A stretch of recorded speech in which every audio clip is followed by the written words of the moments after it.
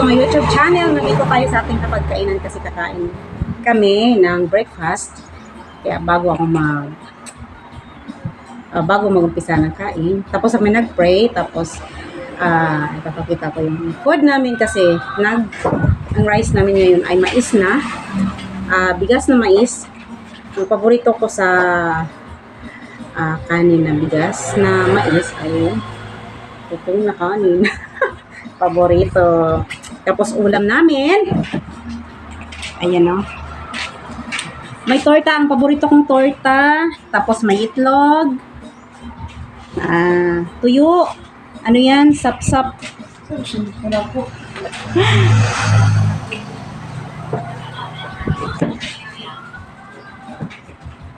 Tapos syempre may kape. Ayan.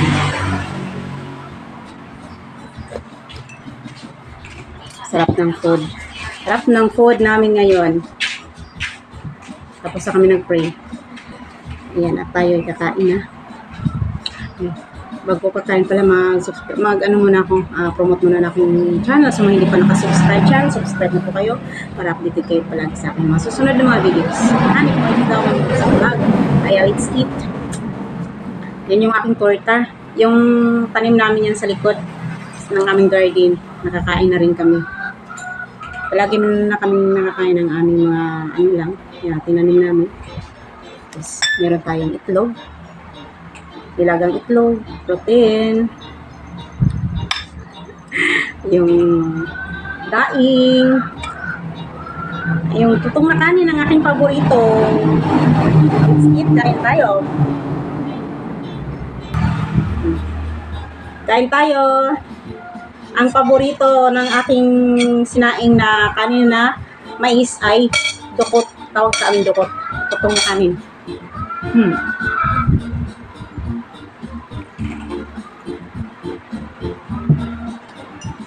Yan.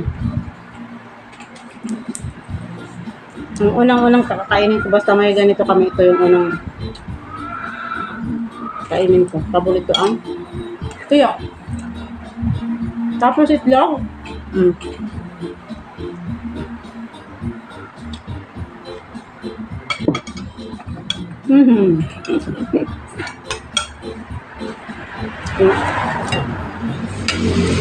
Sarap. Paborito kong torta.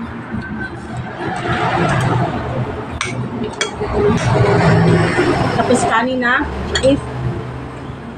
Bigas mais.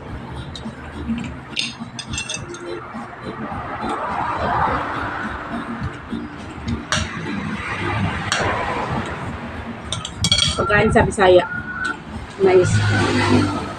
Number 1 na kanin. Ito yung kanin namin nung kami ay kabataan ko pa. Mais na bigas yung pagkain namin dati. Malit pa kami.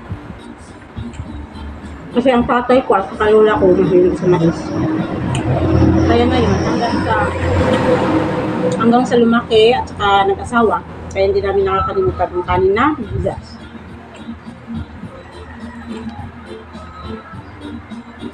At saka, ang kaning bigas ay napaka-healthy.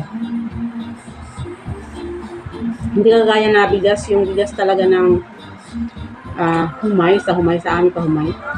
Mataas ang sugar. Kaysa dito. So, no sugar. Kaya, magmais na kayo. Huwag na kayo palagi kumakain ng bigas na ano yan, palay. Ito yung kumain palagi na kasi mataas sa sugar.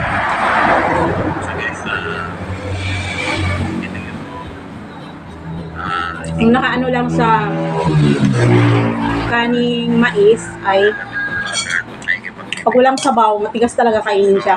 Kailangan may sabaw. Kaya kami nagkape. Wala kami tinulang isda or dyan. Kaya may kape. Pang sahog. Pang kakanin. Sa pagkain ng try natin i-explain kayo sa pagkain ng Tapos ang talong. so i-breakdown natin yung Kain tayo.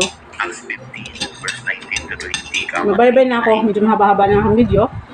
Sa mga once again, sa mga hindi pa nakasubscribe, please subscribe na.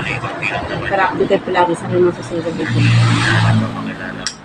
yan, wala. Ani OFW Mix Vlog. Bye-bye. Thank you for watching. Sa pagkain. Mag-ano Ito na. natagalan parang hindi nila naintindihan yung Bible. Actually, pag natutunan nyo yung mga